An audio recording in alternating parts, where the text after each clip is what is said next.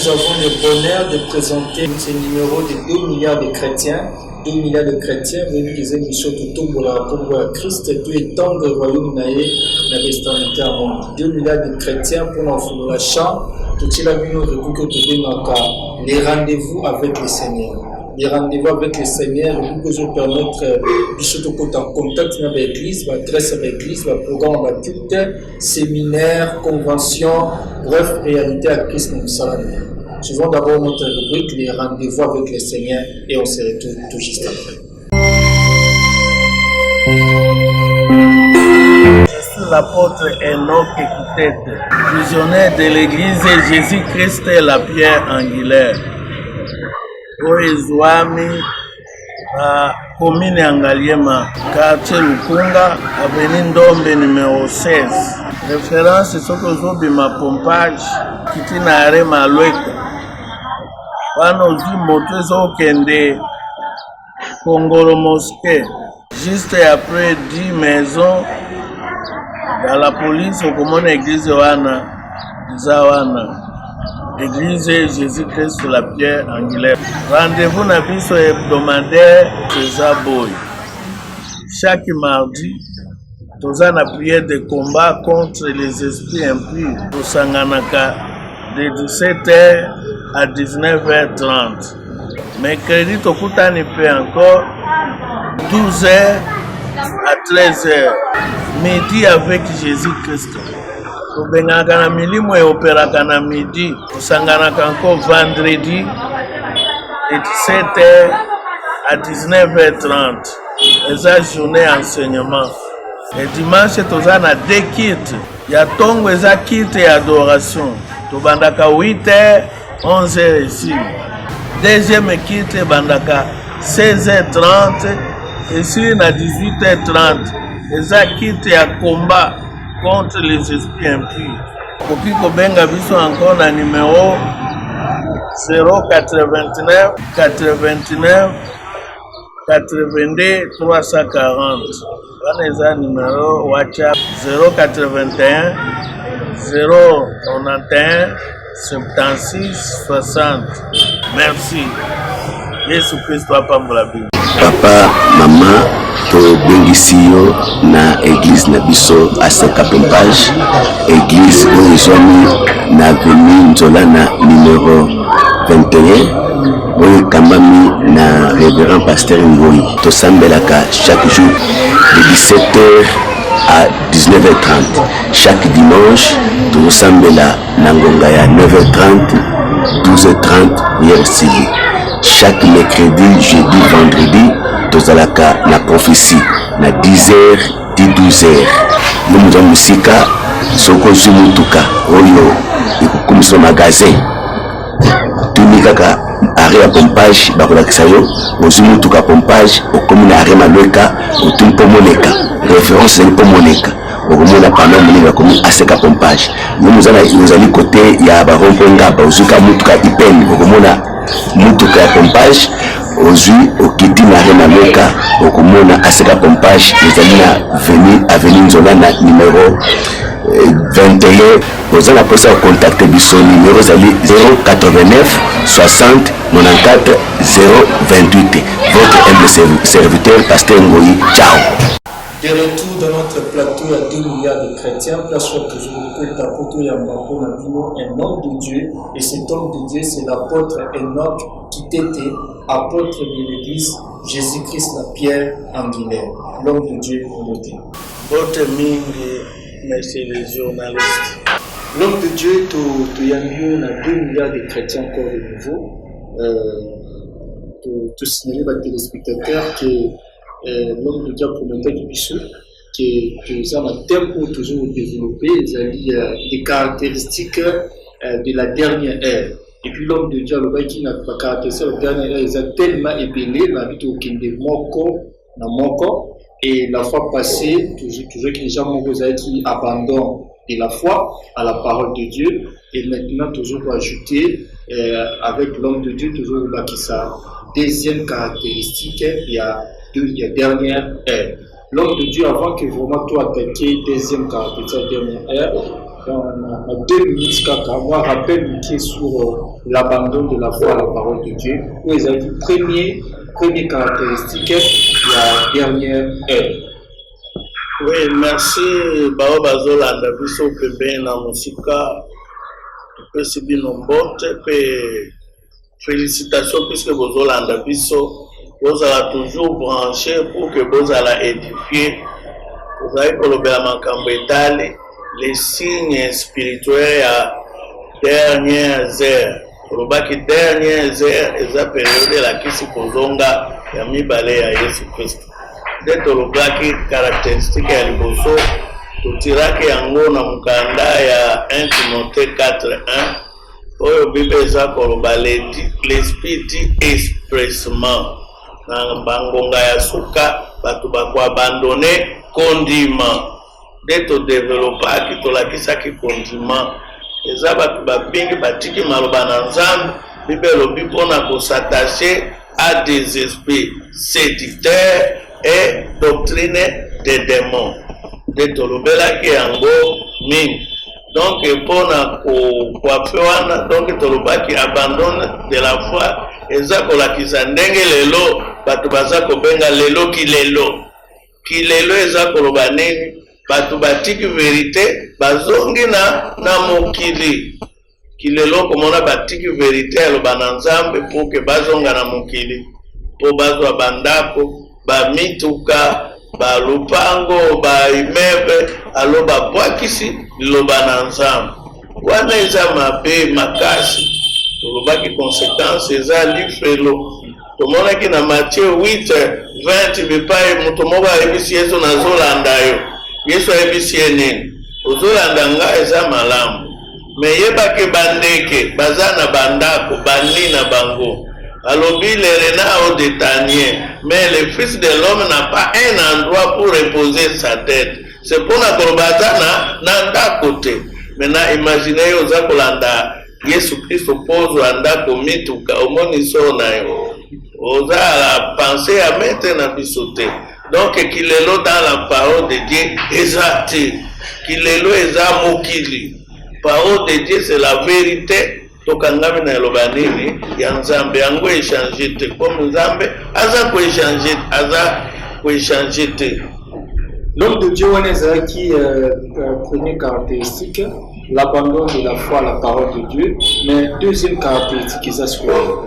Voilà, merci. Lelo toza koloba na deuxième caractéristique ya dernière heure yango to tire yango na mukanda ya Matthieu 24 verset 11 à 12 Bible eza koloba nini Yesu alobi na temps ya koya na ye eloko nini kozala multiplication des péchés accroissement des péchés multiplication des péchés oui c'est-à-dire na kozonga Yesu Kristo ba péché ekobotama lokola nini mayebo alo eza caractéristique ya kozonga ya molimo ya kozonga na Yesu Kristo puisque péché eza spirituel donc omona lelo péché eza kobotama lokola mayebo ndenge omoni mpe ba église ezobotama lokola mayebo toza koamene comprendre que deuxième caractéristique ya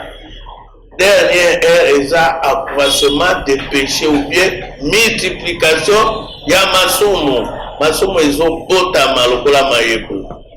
L'homme de Dieu, les téléspectateurs, l'autre fois, que tous avons carnet de notes, nous sommes toujours notés. Il y a des choses de noter qui abandonnent de la foi à la parole de Dieu. Tous avons toujours le même thème, les caractéristiques de la dernière ère. Ils ont un sous-thème toujours développé, des caractéristiques. Tout le monde abandon de la foi à la parole de Dieu. Maintenant, l'homme de Dieu a précisé, sauf des téléspectateurs, que nous avons toujours sur la multiplication des péchés.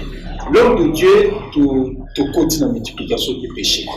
Mais dans la continue dans la multiplication des péchés, nous avons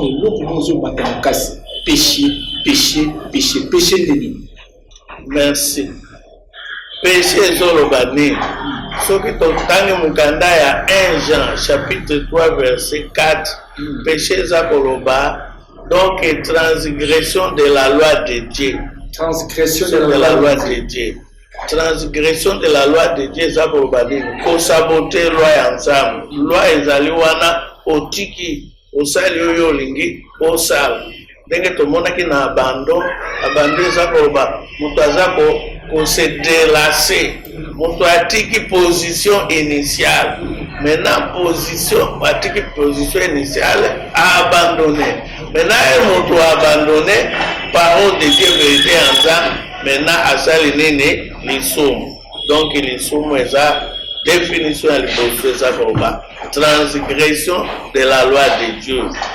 Définition ya mibale tokoki koloba lisumu encore na mukanda 2 Timothée 2:17 eza koloba ko-efface loi ya nani ya Nzambe kolongola mupeko ya nini ya Nzambe. Il y a une chose de transgression ya mibale ko-efface nini kolongola loi ya Nzambe. Loi ya Nzambe kolongola liloba na nini ya Nzambe nde lisumu kolongola liloba na Nzambe.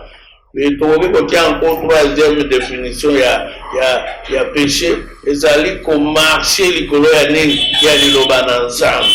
Donc moto amiti likolo liloba na Nzambe afule yango au pied. Ndenge Bible lobi na Hébreu 10:56 alobi kofule, c'est-à-dire konyata liloba nini ya Nzambe. Wana nde eza grave. Onyata liloba na Nzambe, c'est-à-dire onyati Nzambe moko tomonaki la parole c'est Dieu.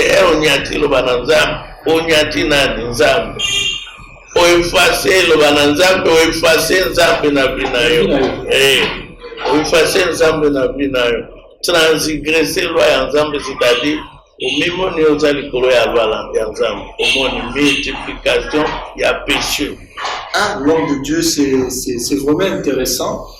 Mais péché autour de la péché, mais comment est-ce que nous a commis un péché? Et puis, acte ni dans nous devons commettre, nous avons considéré comme péché. Voilà, merci. Na péché d'abord. Psaume, chapitre 5, verset 6, eza koloba nini? Bible eza koloba Nzambe ayinaka mutu nyonso asalaka nini? Lisumu. Ayinaka. Bien. Bible lobi bien. Mutu nyonso aza kosala lisumu. C'est-à-dire koyina. Tanga Psaume 5, verset 6. Donc, lisumu eza acte nyonso eza kotinda mutu Nzambe ayina mutu. Acte nyonso eza kotinda Nzambe asala nini ayina mutu. Lisumu eza koloba mutu atiki makambo ya Nzambe akomi kosala makambo ya nini ya mokili. Tokoki wende cas pratique. Cas pratique. To comprendre bien. Toucher pena toujours bika na mokili. Pratiquement. Pratiquement. Bible lobi mutu fois aza na mwasi moko. Maintenant, yo oza na mwasi moko, otiki mwasi moko ke kozwa mibale misato. Ce que vous faites, vous commettez un péché. Et puis le péché wana kombo nango adultère. Est-ce que vous comprenez? Des deux péchés. Salomon, Salomon, David, bon. Salomon.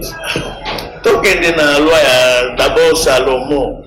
Salomon asali a dit tout le monde Bible lobi na un roi de au commencement Salomon suivait les coutumes de son père David.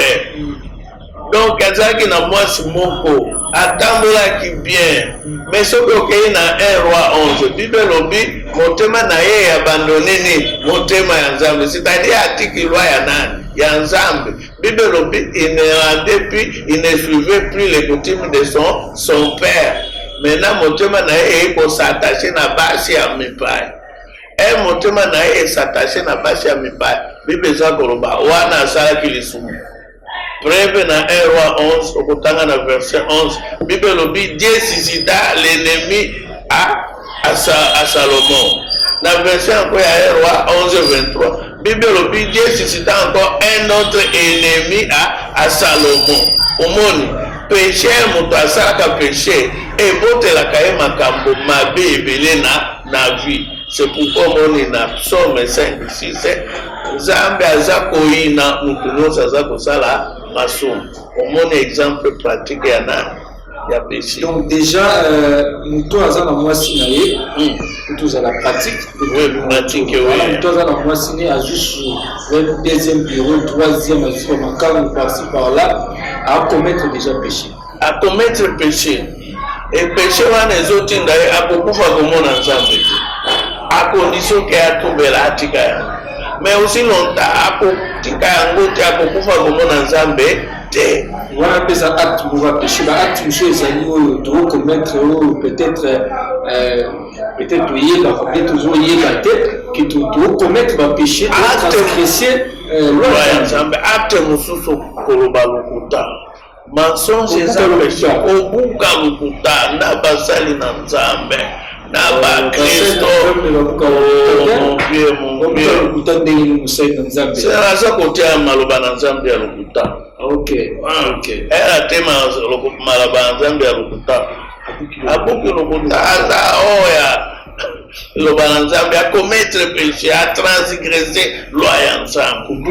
Kobuka lokuta. Tala na Bible. Bible eza koyebisa biso nini. Na acte 5. Moto moko ateka terrain zamba naye aye kopesa nini mbongo epai ya Thomas Pierre oyo ebindelo mbongo botekaki na yango nani pase alobi yango alobi tala ndenge Satana akosi yo oye kosa na Saint-Esprit Bible elobi mbala moko asalaki nini akweyaki lokuta eza péché. Alors lelo komona bakonzi ya mboka, bakonzi ya religion ya avenir ya quartier baza kobuka lokuta. Donc baza kokommettre péché moko grave. Et puis la monnaie est très fréquent kobuka lokuta. Papa na babuka lokuta to moko. Tapa tokende yango na Bible na ba prophète ozo kobuka lokuta. Okende na ye roi vende. Bible eza koyebisa biso nani prophète Michel azaki na ba prophète ebele 400 prophètes. Wa akada za koyebisa bon sambela na za okende bitumba. Bible lobi 400 prophètes bayokani babuki lokuta epai ya mokonzi wana. Baza koyebisa ekende Nzambe apesi okonzi wa ukolonga. Joseph atayebisi akabi koma ba prophète nyonso balobi kaka ndenge moko. Prophète mususu azate alobi no etikali kaka Michel wana alobelaka nga vérité te makambo mabe kaka nde alobelaka nga.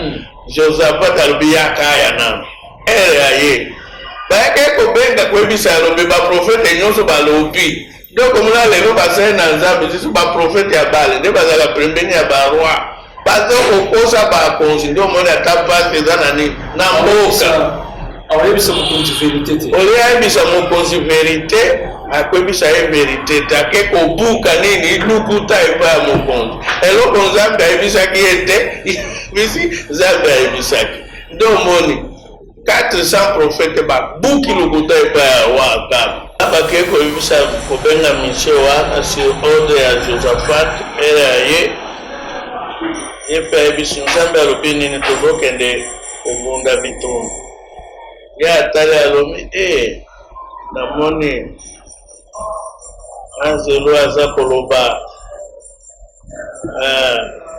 roi ake na bitumba bapanzani natoni Nzambe pourquoi bapanzani namoni roi aza koya donc Israël nyonso epanzani alobi pourquoi alobi parce que Nzambe atiaki esprit ya lokuta kati ya baprofete nyonso wana soki roi ake kuna akokufa namoni Israel bato baza kopanzana baza lisusu na mokonzi te yoka akabe ndenge aza koyebisa roi Josaphat bomoni makambo nyonso alobelaka nga kaka ya nini ya mabe omoni 400 balobi ya nakende na kolonga ye kaka moko okomona soki na démocratie zoka bato ya lokuta Bible lobi sedisi amona beti pe mission mbata lobi wapi omona kinzambe ebisio donc Israël banzane zana mokonza lobi okoyeba jour oyo okobanda okima ndako na ndako e Bible zako ebisa biso ndengene alero abetisi Musa na Nzambe mission nini fimbo alobi popesa fimbo ya bololo akota na ndako kino na koya profeta alobi soki okozonga loba Nzambe ayebisaki ngate Bible lobi ya solo akendaki na bitumba bale utaki soki wapi ekoti pe akufa me kati ya ba 400 na oyo moko oyo alobaki verite de monani bao mosusu 400 ba profeta ya lukuta de lelo lukuta eza péché ezomema bato na liwa susu nini lokuta baacte sili baacte eza ebele papa baacte eza ebele etalisi nani lisumu est-ce que tozo comprendre tolobi encore kokosela bato makambo eza bato ebele bazokosela bato makambo kokosela moto likambo eza nini eza lisumu azokende na yo tala bayuda bakoseli Yesu makambo devant Pilate azambisi alobi namoni likambo te mpona motu oyo alobi no ifo kaka oboma ye bakoseli nini bato makambo Pilate azalaki na verite na ye ezalaki ke Yesu asumukaki te me bayuda bazalaki nde na zuwa bakoseli ye likambo nde lelo komona ezala basere na Nzambe baza na basuwa kokosela bato mosusu makambo po bapanza baeglize ya baninga oyo moto alone akobuka eza bana bapolitike bazokosela bato makambo koma mboka ekotambola na kokosela bato makambo et pourtant vérité nde etombolaka mboka donc il faut vérité ekota kati ya basali na Nzambe kati ya bakonzi ya mboka wana okomona mboka ekotombama mais aussi longtemps jalousie eza kati ya bato jalousie eza lisumu kokosela bato makambo bitumba kati ya bato eza lisumu donc batoloba Galate chapitre 5 19 à 21 omoni makambo nyonso elandani wana eza nini lisumu donc eza péché omoni bapéché Bible elobi eza ko se multiplier accroissement ya péché. L'homme de Dieu, Galates chapitre 5, verset 19 à 21. On a mis place pénale dans place au commun à Bible, na bakoko na yango Bible eza kopalakisa noir sur blanc. Na suka eza koloba nini bato nyonso baza kosala masumu oyo bakokota bokonzi ya Nzambe te na suka na yango. Na 21 na suka na ngolo Bible alobi na bayo baza kosala makambo pe oyo eza semblable na la Galate 5 19 à 21 Galate 5 19 à 21 on a liste ya masumu nyonso bazako mais eza nyonso te puisque Bible ekomi na suka elobi et ceux qui font les choses semblables wana Bible ezofera besoin nini choses semblables Bible eza choses semblables tokende par exemple na nani na basi moni bazosala basi ya lelo bachose semblable Nzambe a créé bango apesi bango suki na bango maintenant chose semblable mèche eza semblable na suki ya Nzambe mpe eza ya Nzambe te basi nyonso baza kolata bameshe baza kosumuka baza komettre péché okotanga na Genèse 1:31 Bible elobi nyonso Nzambe asalaki eza malamu maintenant Satana ekomemela bato kosala bango bachose semblable mais eza chose semblable mutu nyonso aza mwasi nyonso azotia meshe na mutu eza chose semblable akokota bokonzi ya Nzambe te edede kotia baplakete baongle manzaka okomona basi baza kotia mabangusu basi maboko nyonso mibale c'est un acte spirituel ya kofinga Nzambe Nzambe akreaki yo na meshe na yo suki na yo ya bien na manzaka na yo ya bien mais yo oyekotia les choses semblables likolo ya meshe ya Nzambe spirituellement au fin acte de création et ça péché. Comment les choses semblables? Les choses semblables. L'homme de Dieu, c'est vraiment intéressant. Tant aux autres, on va profiter de l'occasion tout soit peu la Bible sur le temps. Oui. Parce que tant on tente le biso Galate 5 pendant 19 on quitte 19 21 tout le monde parle de la victoire, la fornication, la impureté, la impudicité, l'idolâtrie, la sorcellerie, les inimitiés, les querelles, les jalousies, les animosités, les disputes, les divisions, les sectes. Nous sommes pratiquants la vie dans et ça péché au monde additeur comme on a pasteur azana additeur na ba maman pasteur église puis aza kokamba église ya bo na kutana kina sere moko akiena pasteur pona atikangola yena milimo ya nini mbobali ya buto mena ke pasteur aza kwebisa epo akangola epo ya alega na mwasi wa ye ake alobi na sima kaka jour ya passé na pasteur wana lobi encore molimo ya butu ya yesu pasteur alobi apesi ba collaborateur na ye nyonso exact omoni ke ndenge satana za kopoma bato. L'homme de Dieu la multiplication des péchés. A invité tant le vendredi pour nous dans la dernière ère. Le texte que nous avons vraiment la dernière ère. Et puis c'est une qui déjà caractérisé le péché abandon de la foi à la parole de Dieu.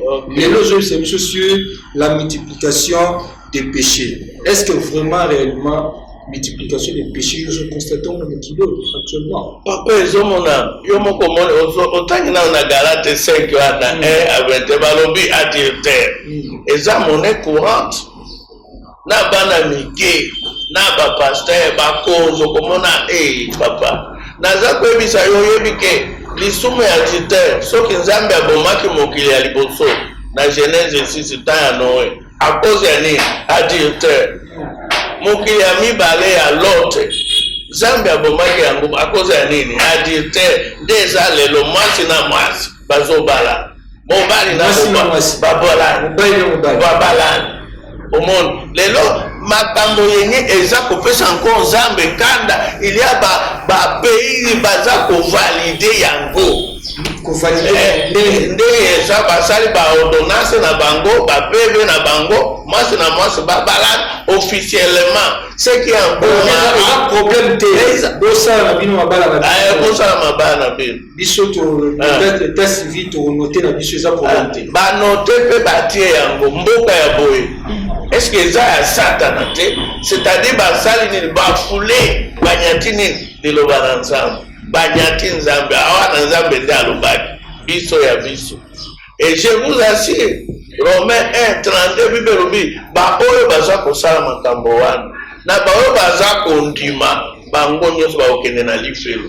Quel est ce parlement okende ko voter loi mwasi na mwasi babalana oza ko défendre batou Nzambe avant tout il faut la mutu ya Nzambe. Alors au nom de la liberté, au nom ya liberté démocratie wana baza ko bomisa mboko omoni eta na autre exemple ya 400 prophètes balobi lukuta mais moko ba bwangisi et pourtant moko nde alobi na vérité et comment que roi wana kufaki donc on a ba parlement ataba je ne sais pas ba mboka o eza ko voter ba loi mwasi na mwasi ba balana bazotika pe ba système baza ba PD wana moni desuka donc eza ba signe dernière multiplication ya péché omoni pe mobali aza kolata litoi ya eloko ya litoi batoi. Ça c'est une abomination. Tout le monde Daniel alobaki komona abomination ekoti na mboka déjà eba Yesu aza pembe. Déjà makolo na eza pembe. alobi avant comme komona makambo basigne wana yemona basigne onde basigne indicatif ya kolakisa ke Yesu aza pembe azoya. Mais l'homme de Dieu, multiplication des péchés, tant bateau qu'on multiplie les péchés, bon Saint-Esprit azawapi. Papa, ba multiplier péché, ba attrister na Saint-Esprit. Bible lobi na Ephésiens 4:30. N'attristez pas le Saint-Esprit. Moto nyonso asali lisumu attrister na Saint-Esprit. Saint-Esprit aza kati ya moto. Pe aza kolobela na moto wana eza mabe. Mais moto ayeyoki yete. Saint-Esprit na kati alobaka na ye. Oui, quand c'est une personne spirituelle. Nous devons multiplier le péché. Le Saint-Esprit est là, à interpeller la raille. Car aza kolobela bato, mais bato bakangeli nini matoi baza koyokela yetu. Omoni péché esalaka nini eaveglaka moto amonaka te mpe ekangaka nini matoi. Omoni Bible lobi le salaire de péché c'est la mort. Proverbe 12:14 alobi tel va paraître droit à un homme, son ici c'est la voie de la mort. Ozokende nzela ya kolanda mwasi wana okomona kolanda mwasi kuna sida ezuyo liwa. Nazoke témoignage moko prophète moko aza kopima na nani na mangengenge era abimi kaka mangengenge akei kozwa mwasi ya nani ya autorité moko militaire. Mangengenge kuna kutuka mangengenge papa papa auti le sambo que je moi c'est directement moi c'est autorité moko militaire. Fonction ya publicité vende papa puisque wana fazer bisangaya ekaka na ndako ya nane autorité militaire wana pe autorité militaire wana ayokaka monaka mais jour wana auti mangenge Saint-Esprit apekisaki ye Jésus rassuré mais ye lokola azalaki aveuglé déjà le péché aveugle aveuglé akei akomi wana maintenant mokonzi ya soda wana soki colonel aye kokota bango Bible lobi aetangaka kaka ye manduki te nini asali soki moni bazala bato obare abwaki mbala mo. Vous voyez que multiplication ya nini ya masomo mais auti na mangenge to bangomba kote kosulana na nzambe. L'homme de Dieu donc par multiplication il y a pas péché Saint-Esprit batasa jouer un rôle comme il faut papa batunde bazo yokate matoi mangongi ya ba triste Saint-Esprit ya Saint-Esprit tiki ba on va ça la on ça mais l'homme de Dieu est-ce que la péché te commetaka est-ce que nous faisons la conséquence moko nam na kosi nam to ya bomi to ya choli nam to c'est l'additeur est-ce que biso nyonso to commettre le péché wana tout ça va conséquence moko papa péché nyonso za na conséquence c'est un ya liboso et séparer moto un na nzambe séparer na nzambe soki tokei na Isaïe 59 1-3 Bible lobi loboko na nzambe za mokuse te mpona kobikisa. Ce sont vos péchés qui mettent une barrière kati ya moto na nzambe. Masumu na biso zo permettre biso to donc komona bika ngolo nzambe te bika yango te ba faveur ya nzambe kobika te masumu etipe barrière conséquence. Jérémie 5:25 alobi encore les péchés vous privent les faveurs les biens de Dieu. Mutu nyoto tota mazo eza ya lokuta eza ya kindumba eza ya kokalomnie bato kokosa bato conséquence za privé na faveur ya nzambe. Ephésiens 2:12 eza koloba nini mutu nyonso asali masumu aza privé na droit ya nzambe de privé na cité ya nzambe akokota na lola te 3 privé na promesse ya nzambe de 4 moto wana aza kovivre na mokili sans Dieu puisque asali masumu Saint-Esprit aza attristé papa était accoufi 1 Thessaloniciens 5:19 lobi n'éteignez pas le Saint-Esprit. Masumu ebomaka Saint-Esprit kati ya nani ya vie ya Mungu. Omoni Mungu asema masumu aza privé na promesse ya Nzambe, aza privé na cité ya Nzambe, aza privé na alliance ya nani ya Nzambe, aza kobika na mokili, aza une personne sans Dieu. Mais l'homme de Dieu wana te comprendre mais ngana tu na to na mutu aboyi. Papa péché D'abord mutu awa ngana zala mwa bieti. Naza mwa bi na tongi kapa. Mais yuna bongi. Qu'est-ce que c'est ça péché, c'est transgression à la loi. Mon nom c'est ça le péché. Péché pas exemple péché mon nene ya muke ezate. Péché donc c'est na conséquence na ya munene ya muke ezaka péché, ezaka privé moto na cité ya Nzambe, ezaka privé moto na droit ya kokota na bokonzi ya Nzambe, ezaka privé moto nini akota na promesse ya Nzambe. Donc péché nyonso na conséquence. Ata utubeli conséquence ezali. Na kanisi na Bible na mukanda ya 2 Samuel 12. Bible lobi David o azwi mwasi ya batu Betishaba ya Uri. Prophète ayeko ebisa ye a reconnaître atubeli. Mais conséquence ya péché ezali néfaste. Mwana azwaki na Uri akufaki. Esukaki wana te. David ye moko oyo azalaki roi. À cause ya péché wana ayaki kotrone babenganaki na bokonzi na mwana na ye moko. Conséquence ya péché. Esukaki wana te. Péché ya impudicité ekotisaki mpe impudicité na ndako na ye. Bible eza koloba mwana na ye Amnon akei kodevierge mwana na ye mosusu ya mwasi. Esukaki wana te. Conséquence ya péché ekosala mpe nani na mwana na ye babomana. Donc péché il faut kokima péché eza na conséquence na domaine nyonso ya vie.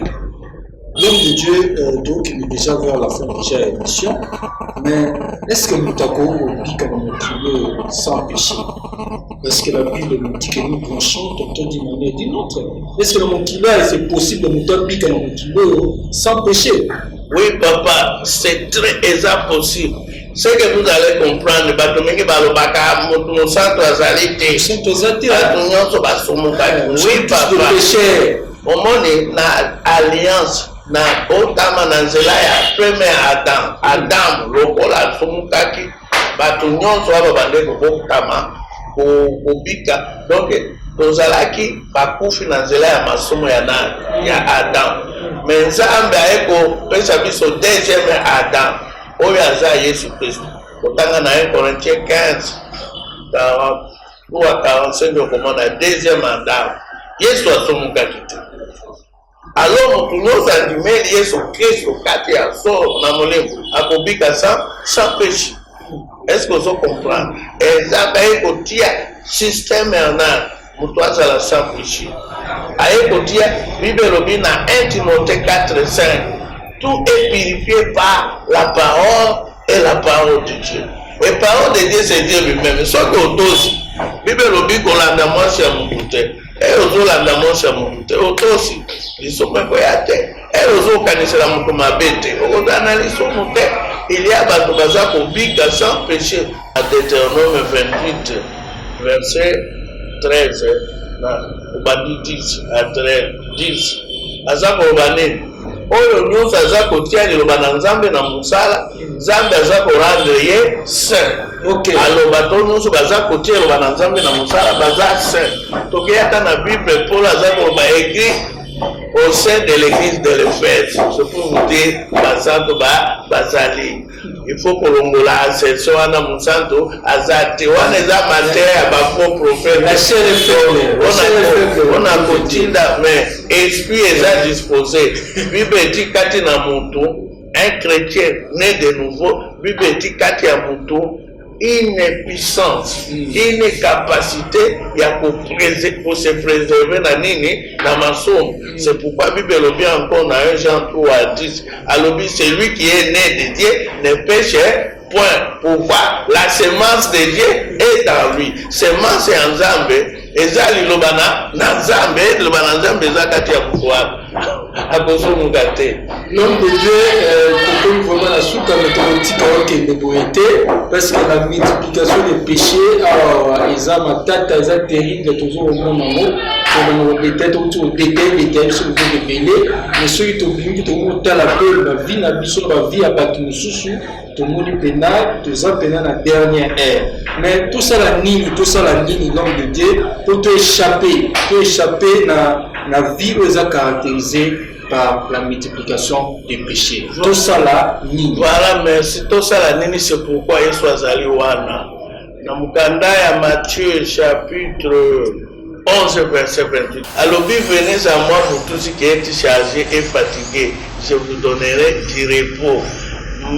Na moto ayepa na Yesu akwea na mikumba na yeye nyonso, c'est-à-dire atubeli pe atiki masomo wana nde sali ekoya epa na je wana bokende lifelo te, puisque atubeli pe atiki, mais soki atiki te ça passe. Donc faut tubela et puis non seulement pour tubela otiki wana to échapper na kanda ensemble. Proverbe chapitre 28 verset 13, Bible lobi oyo akuavue akotika nde akobtenir miséricorde ya nani ya Nzambe. Alors tozo kobenga bato ya masomo botika masomo nyonso botosa eloba na Nzambe. Tolobi Proverbe 28:13, Bible lobi oyo akotika masomo na ye akoavue nde akobtenir miséricorde epai ya Nzambe, nde Nzambe akoefase ye na liste ya bato oyo mutu nyonso aza lisumu kombo na ye kote na liste ya bato bakufi, livre ya souvenir ya bato bakufi, livre de la mort. Maintenant mutu atubeli atiki yango atosi loba na Nzambe akolongola kombo na ye na bato bakufi kote na liste na livre ya bato ya bomoi. Voilà, c'est ça. Ce n'est pas l'État exact au Kima Massoum. Joseph Akima Massoum, un chrétien authentique Akima Kama Massoum, sous ses diverses formes, alors on a dit à cause de ensemble. Et on a dit à Kokufa, à aucun na aucun na lifelote. Sauf que tout belité au père, dirait dans Massoum, il a été préparé éternité na lifelo. Voilà. L'homme de Dieu, Amoni va caractériser ce qui t'a continuer sur ce nom. Non, et ce qui t'a continué, tu vas que ça est belle. Bon, les lois, aussi, c'est un nini, multiplication ya masumu, accroissement ya iniquité. Tout le monde a conséquence na yango. Mais Nzambe azobenga bato. Alors, venez à moi pour tout ce qui est chargé. Si comme masumu nous sommes tout belles, vous allez sauver, vous comme Moussa. Fidèles téléspectateurs, comme on a su que 2 milliards de chrétiens, où il y en a qui pour l'homme de Dieu, l'apôtre est notre tété, et puis tel que toujours sur l'année depuis de temps en temps, depuis le moment où on l'a eu, parce qu'on dit que non, faut que non, malé, parce qu'on a trouvé que c'est très important, dans le moment où on communique, on va vraiment éclairer ce que nous avons noté. Le thème est les caractéristiques de la dernière ère. Tout le monde déjà première caractéristique, les abandons de la foi à la parole de Dieu. Les autres autour le sur les caractéristiques, monsieur Ezali, la multiplication des péchés. Et l'homme de Dieu a la qui vraiment péché, du soume comme une pénal et comme une vie aux yeux de tout le monde. Et qui est comme acceptable, même par Ponzamboka, même par homme de Dieu, parce qu'on va accepter le Makambouani, donc il existe que comme la dernière ère. Mais l'homme de Dieu paie le zèle très spécial à son début sur le bikement, il y a toujours une possibilité, il y a qu'on réparer le plus au Kouana, tout yambola masumu na biso, et puis tout songi na biso, on a tout obtenir miséricorde. Fidèles téléspectateurs, comme vraiment à Soukato remercier pour la fidélité, nous avons toujours les 2 milliards de chrétiens et fidélité n'a vraiment plaisir Makasi pour remercier Platini Samba Platini et Biluna Bisso qui complicité toujours, tout prochainement toujours avec le même plaisir.